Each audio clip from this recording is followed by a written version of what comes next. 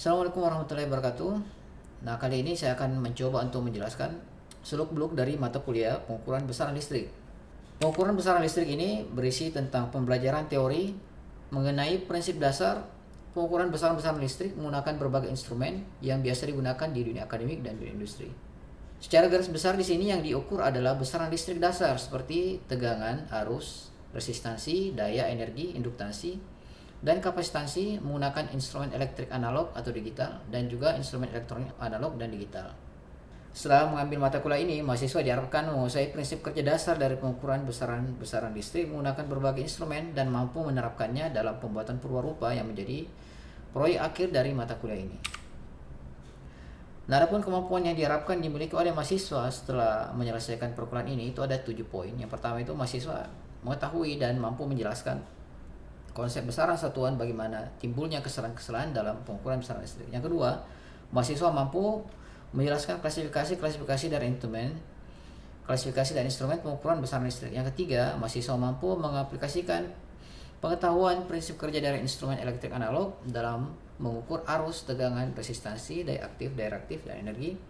Kemudian yang keempat, mahasiswa mampu menjelaskan prinsip kerja pengukuran resistansi presisi, prinsip kerja pengukuran induktansi, kapasitansi menggunakan instrumen elektrik. Yang kelima, mahasiswa mampu melakukan analisa menggunakan pemikiran kritis logis terhadap galat yang diperoleh dari pengukuran menggunakan instrumen elektrik secara mandiri atau berkelompok. Yang keenam, mahasiswa mampu menjelaskan prinsip kerja instrumen elektronik. Yang terakhir, mahasiswa mampu merancang instrumen pengukuran besaran listrik sederhana dengan menerapkan pengetahuan teoritis dan praktik secara berkelompok berdasarkan kebutuhan teknis yang dipersyaratkan. Nah, sistem dan metode pembelajaran yang saya ambil dalam mata kuliah ini, sistem perkuliahannya itu dilakukan secara daring dan interaktif. Kemudian setiap 2 pertemuan sekali itu akan dilakukan asesmen berupa diskusi kelompok dan responsi dalam bentuk kuis. Dan kemudian tugas akhir itu akan diberikan, nah bentuknya itu dia berbasis project dengan tema pembuatan instrumen pengukur besaran listrik sederhana. Selanjutnya untuk bahan kajiannya sendiri, nah ini ada 8 bahan kajian yang akan diselesaikan dalam 14 kali pertemuan. Pertemuan pertama itu hanya ada kontrak kuliah atau pendahuluan.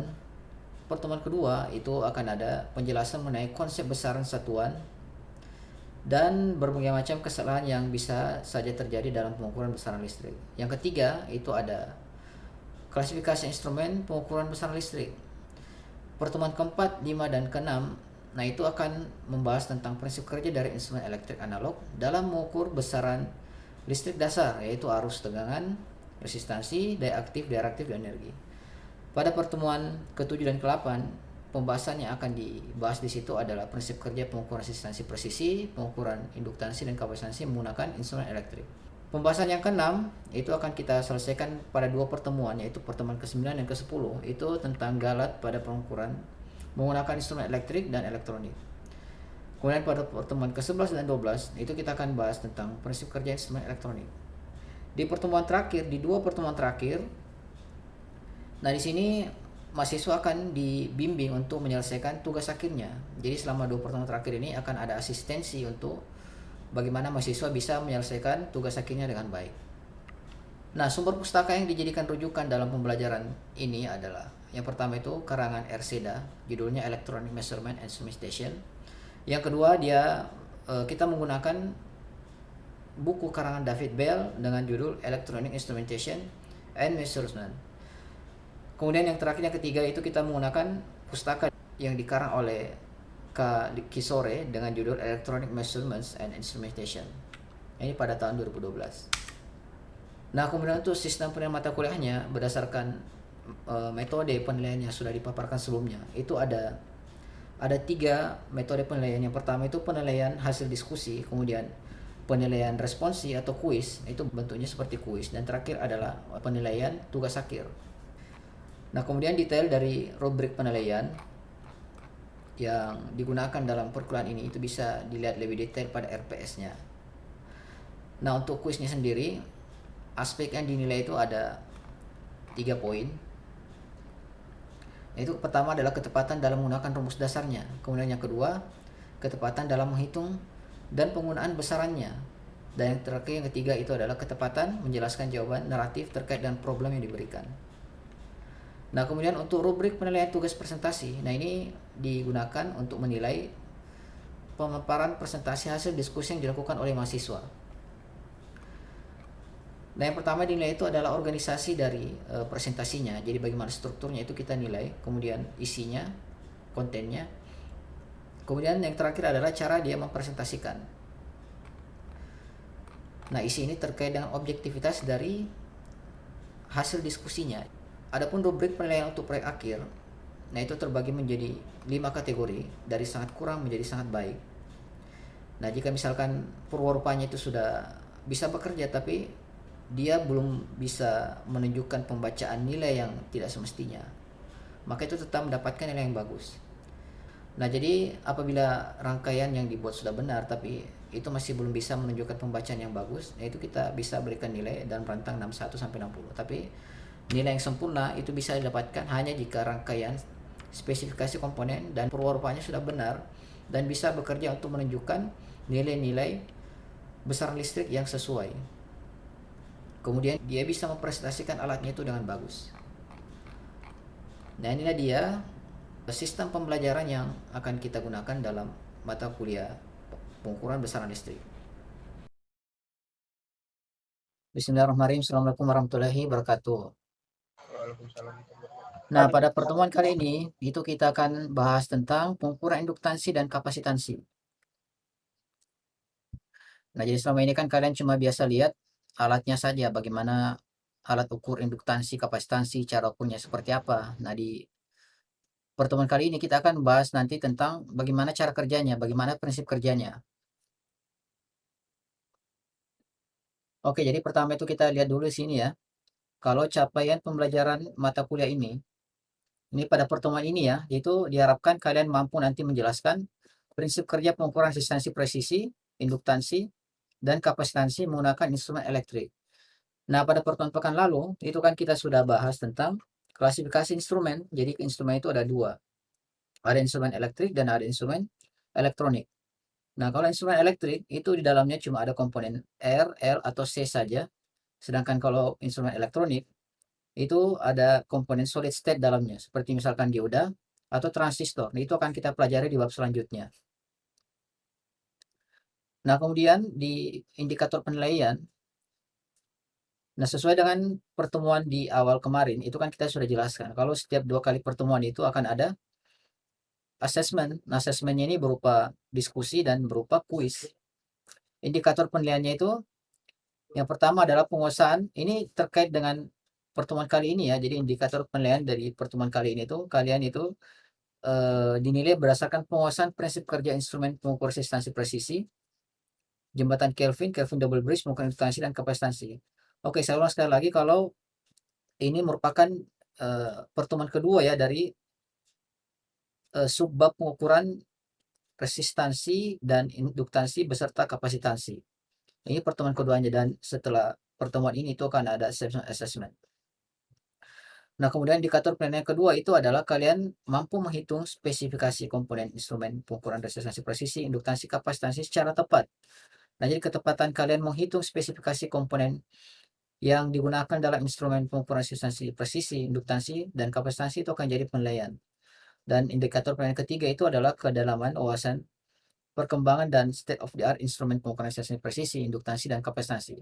Di bagian diskusi nanti itu akan saya suruh kalian mencari jenis-jenis instrumen pengukuran resistansi presisi, induktansi, dan kapasitansi yang biasa dipakai saat ini, yang sudah dipakai saat ini. Jadi bukan yang jadul ya, itu akan ada tugasnya nanti yang bisa kalian diskusikan.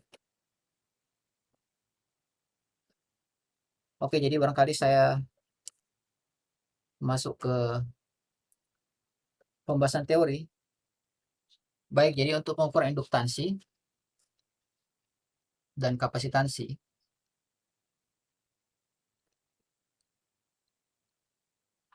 Nah, ini kita gunakan rangkaian jembatan untuk mengukur nilainya. Nah, sama seperti pengukuran resistansi presisi yang kita sudah bahas pada pertemuan pekan lalu. Ini saya gambar ulang ya, jadi ada rangkaian jembatan.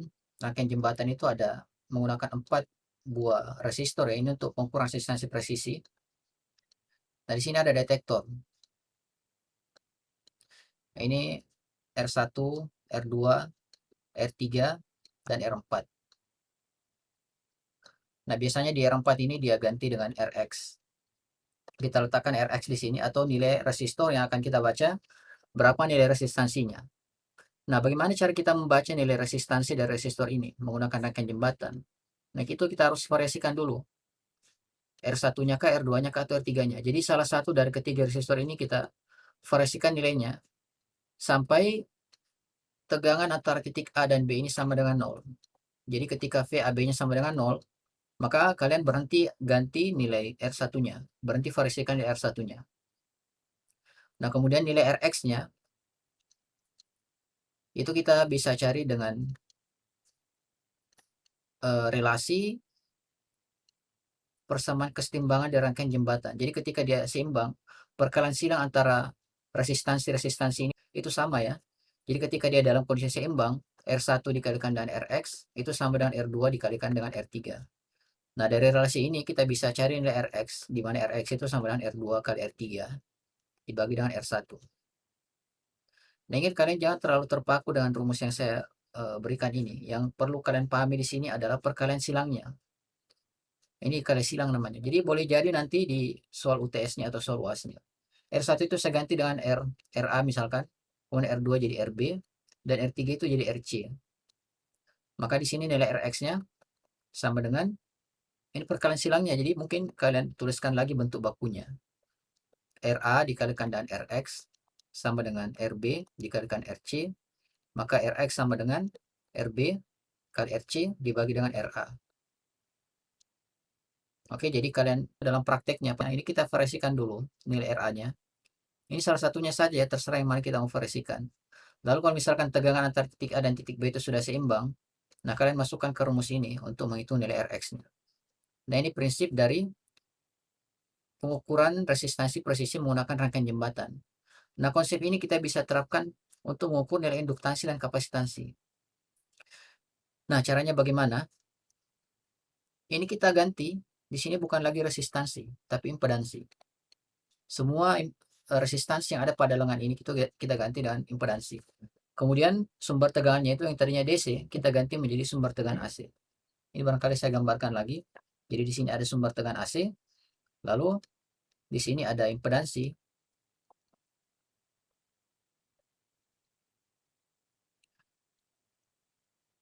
dan di tengah sini ada detektor. Nah, impedansi ini kita ingat kembali ya pada perkuliahan rangkaian listrik. Impedansi itu terdiri dari resistansi dan reaktansi. Nah, untuk rangkaian jembatan ini, impedansinya itu terdiri dari resistor dan induktor dan kapasitor. Itu tergantung dari jenis jembatannya.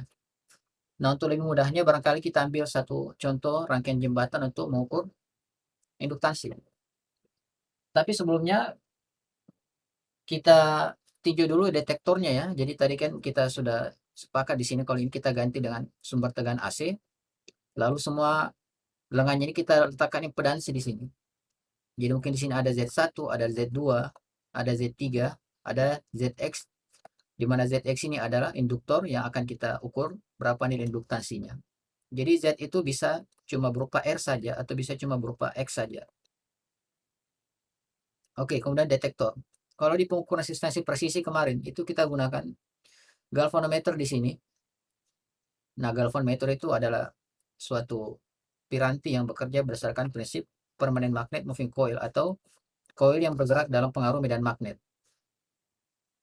Nah, kalau misalkan tegangannya itu sama dengan 0, berarti galvanometer ini tidak akan terdefleksi, dia punya jarum penunjuk. Kalau pada pengukuran induktansi dan kapasitansi itu kita tidak pakai lagi di sini galvanometer. Karena kalau galvanometer biasa kita pakai, sementara di sini misalkan belum seimbang dia punya jembatan, jarumnya itu akan bergetar karena yang lewat itu harus bolak-balik atau tegangan bolak-balik. Jadi detektor yang bisa digunakan pada pengukuran pengukuran induktansi dan kapasitansi di sini ada tiga. Yang pertama itu ada headphone. Headphone yang seperti apa itu yang biasa kalian lihat ya, yang pakai dengar musik biasa itu headphone seperti itu. Jadi karena di sini kita gunakan sumber tegangan AC, dengan frekuensi tertentu. Nah, biasanya pada pengukuran induktansi menggunakan rangkaian jembatan ini, itu digunakan sumber tegangan AC dan frekuensi akustik. Nah, sehingga misalkan jika ada arus atau tegangan yang lewat di titik A dan B di sini, kemudian kalian pasang headphone di sini, maka sinyal tegangannya itu akan bisa dikonversi menjadi sinyal akustik. Sehingga kita bisa pakai headphone di sini. Kemudian yang kedua, itu ada namanya vibration galvanometer. Nah, ini galvanometer jenis khusus, di mana ketika dia dilewati arus AC, dia tidak bergetar tapi tetap memunculkan defleksi di situ. Yang ketiga itu ada namanya tunable amplifier detector. Nah, ini suatu detektor yang bisa kita amplifikasi input atau arus yang masuk sehingga bisa terbaca. Jadi ini lebih sensitif sebenarnya kalau pakai tunable amplifier detector. Jadi meskipun arus yang masuk di sini kecil, nah ini kalau ada arus berarti ada tegangannya. Kalau ada tegangan kecil antara titik A dan titik B, maka arus yang ada di sini juga akan ada tapi nilainya kecil. Kalau pakai headphone atau vibration galvanometer, nah itu mungkin sulit deteksi. Jadi kalau mau gampang deteksi kita pakai tunable amplifier detector. Oke, kita masuk ke jembatan induktansi yang pertama, jembatan pengukur induktansi yang pertama. Nah, itu ada jembatan induktansi Maxwell. Oke, jadi jembatan induktansi Maxwell sesuai dengan namanya. Ini kita gunakan untuk mengukur induktansi. Gambar rangkaiannya dia seperti ini. Jadi ada sumber tegangan AC, lalu di lengan yang ada di sini itu ada resistor biasa saja. Jadi impedansinya itu berupa resistor biasa. Nah, kemudian di sini ada resistor dan induktor variabel. Lalu di sini ada induktor yang akan kita baca berapa nilai induktansinya. Kita sebut di sini R1, lalu di sini R2, di sini R3, lalu di sini L3. Maaf, di sini sebenarnya ada resistansi kecil lagi ya. Ini R3 kecil. Lalu ini adalah resistansi internal dari induktor yang akan kita baca berapa induktansinya. Lalu di sini ada Lx. Dan di tengah sini ada detektor.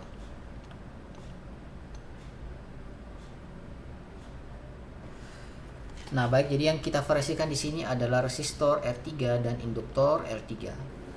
Jadi, ingin kita pasang dulu, kita berikan sumber tegangan AC dengan frekuensi tertentu. Lalu nilai R3 dan L3-nya kita variasikan sampai detektornya ini dia tidak menunjukkan nilai tegangan apapun atau dia tidak mendeteksi tegangan apapun antara titik A dan titik B. Nah, kalau itu sudah tercapai, nilai R3-nya dan L3-nya itu kita simpan. Lalu kita masukkan ke persamaan Lx sama dengan L3 kali R2 dibagi dengan R1. Nah, ini untuk mencari nilai Lx-nya.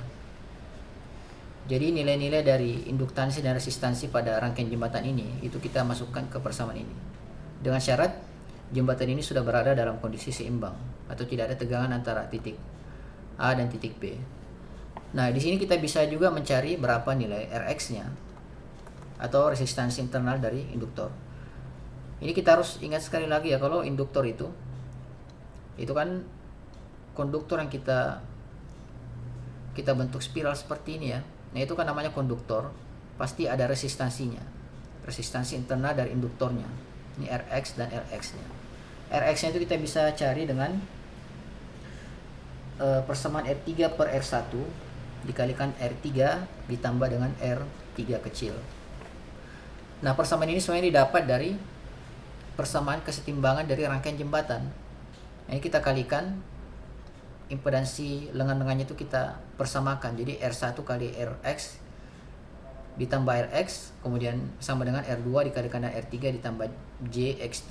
Ini kita konversi dulu menjadi reaktansi. Ini kalau kita mau turunkan rumusnya, tapi itu bukan skop kita di sini karena waktunya terbatas. Jadi ini kita langsung saja pakai rumus bakunya. Tapi siapa yang mau lihat penuh rumusnya, itu kalian bisa lihat buku yang saya sudah upload di Anjungan, yaitu yang dikarang oleh Erseda. Nah, itu ada ya pada bab 4 pengukuran induktansi dan kapasitansi. Nah, ini ya jembatan induktansi Maxwell. Nah, kekurangan dari jembatan ini itu adalah akurasinya kurang bagus. Kenapa? Karena ketika kita memvariasikan nilai induktansi, maka resistansi internalnya itu akan berubah juga. Nah, sementara nilai resistansi internal dari induktor itu sulit untuk diukur kalau misalkan dia sudah terpasang pada rangkaian jembatan ini. Nah, akibatnya pengukuran nilai Rx-nya itu menjadi tidak presisi. Tapi kalau untuk Lx-nya ini lumayan presisi karena tidak dipengaruhi oleh nilai R3 kecil. Nah, itu untuk jembatan induktansi Maxwell. Nah, untuk jembatan yang kedua,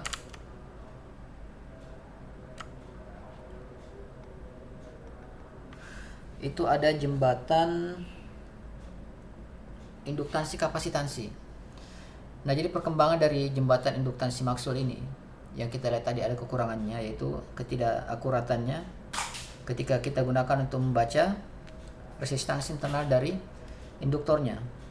Nah, ini rangkaian induktansi kapasitansi Maxwell. Oke, baik. Jadi di sini itu ada resistor variabel, lalu di sini ada kapasitor yang dipasang paralel dengan resistor variabelnya. Kita sebut ini dengan C1. Lalu di sini ada detektor dan di sini ada resistor. Nah, di sini ada resistor variabel lagi. Lalu di sini adalah induktor yang akan kita baca berapa nilai induktansinya. Ini kita sebut dengan R1, R2, R3, lalu ini Rx dan ini Lx-nya. Nah, prosedurnya sama seperti rangkaian sebelumnya, jadi kita atur nilai R1 dan R3-nya sampai detektor ini tidak mendeteksi tegangan. Nah, kalau itu sudah tercapai, nilainya kita masukkan ke, misalkan kita ingin mencari nilai Lx-nya, maka Lx-nya itu bisa kita cari dengan persamaan R2 kali R3 kali C1. Jadi Lx sama dengan R2 kali R3 dikalikan dengan C1. Ini itu untuk mencari nilai Lx-nya. Untuk mencari nilai Rx-nya, kita bisa cari dengan persamaan Rx sama dengan R1 kali R3 dibagi dengan R1. Oke, sampai di sini ada yang mau ditanyakan? Jadi misalkan dalam pengukuran itu ada noise, Pak. Itu gimana cara menguranginya, Pak? Oke, jadi memang ya kita sudah bahas kemarin di bab 2 kalau tidak salah, itu tentang error pengukuran. Jadi error pengukuran itu bisa saja timbul dari penggunaan sumber tegangan yang banyak noise-nya. Nah, sehingga cara kita mengantisipasi ketidakakurasian pada pengukuran disebabkan oleh noise yang berasal dari sumber tegangan, itu kita bisa pasang filter di sini. Kita bisa pasang filter, nah, untuk menghilangkan noise-nya. Kemudian ada nanti di pembahasan selanjutnya itu kita gunakan koneksi Wagner ground. Jadi setiap bagian-bagian yang terbuka di sini itu kita serubungi dengan isolator, dengan harapan itu tidak ada induktansi dan kapasitansi liar yang timbul dari komponen-komponen yang digunakan dalam rangkaian ini. Oke, ada lagi yang mau ditanyakan? Ini Pak, mau nanya Pak. Kan pas minggu lalu kita bahas tentang pengukuran presisi induktansi, resistansi sama kapasitansi itu di mana sih Pak? Oke, jadi memang ya kalau di lab itu kan biasanya kalian pakai ohmmeter untuk mengukur resistansi. Habis itu biasa juga di multimeter yang sekarang itu kan sudah ada juga di situ pilihan untuk mengukur induktansi dan kapasitansi. Nah, untuk pengukuran dengan rangkaian jembatan ini itu biasanya digunakan jika kita menghendaki pengukuran yang presisi. Nah, kalau pengukuran secara elektronik itu biasanya banyak noise-nya, banyak galatnya besar. Nah, kalau kita mau yang presisi itu kita gunakan rangkaian jembatan. Nah, contoh misalkan dalam pengukuran resistansi kontak dari pemutus tenaga atau circuit breaker pada gardu induk, itu dia tidak gunakan ohmmeter biasa, bukan ohmmeter digital yang dipakai, tapi dia gunakan Kelvin double bridge di situ. Dia gunakan rangkaian jembatan untuk mengukur resistansinya. Kemudian yang kedua, pada pengukuran rugi-rugi dieelektrik dari suatu isolator, itu dia tidak gunakan biasanya dia tidak gunakan meger ya, megaometer, tapi dia gunakan ini rangkaian jembatan. Jadi ada namanya nanti jembatan scaring, itu kita akan pelajari pada pertemuan selanjutnya. Nah, jembatan scaring itu dia bisa mengukur rugi-rugi dieelektrik secara presisi. Nah, jadi intinya di sini kapan kita menginginkan suatu pengukuran resistansi, induktansi dan kapasitansi secara presisi, maka rangkaian jembatan ini menjadi opsi yang paling bagus. Baik Pak, terima kasih. Oke. Kalau tidak ada bertanya lagi, ini barangkali saya langsung berikan tugas kelompok ya untuk kalian diskusikan ya. Itu saya bagi menjadi 2 tim, tim 1 dan tim 2. Nah, ini saya bagi 2 saja karena yang pesertanya cuma berapa orang ini? 8 orang, jadi kita bagi 4 saja. Jadi tim 1 itu ada di 4 nama pertama, kemudian sisanya itu di tim 2-nya. Nah, ini saya berikan kalian kesempatan diskusi selama 1 jam untuk menjawab soal yang saya berikan, lalu nanti kalian akan presentasikan. Oke, barangkali cukup sekian ya. Sebentar saya tunggu 1 jam kemudian.